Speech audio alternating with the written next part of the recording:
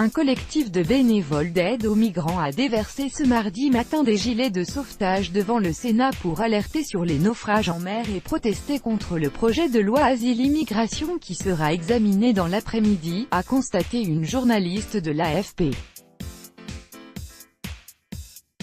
Arborant des pancartes « Centre de rétention égale prison » et « Mort en Méditerranée vous assumez », les militants ont entassé en face du Sénat 348 gilets de sauvetage portant chacun le nom d'un sénateur, forme de « mémorial temporaire » en hommage aux 35 000 morts depuis 1993 dans la traversée en mer vers l'Europe.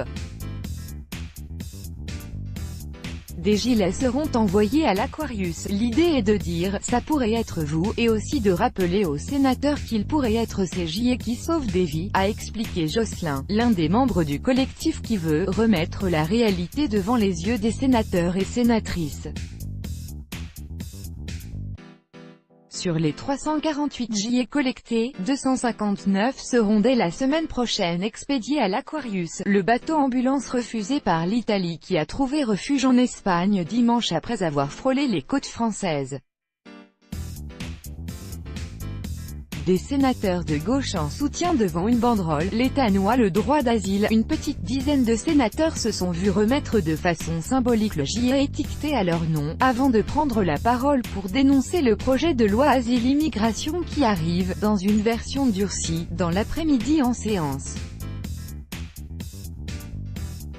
Il faut une solution européenne d'accueil digne et humaine, et pas une énième loi pour décourager les exilés à venir chez nous, a affirmé la sénatrice écologiste Esther Benbassa, tandis que Marie-Pierre de la Gontrie PS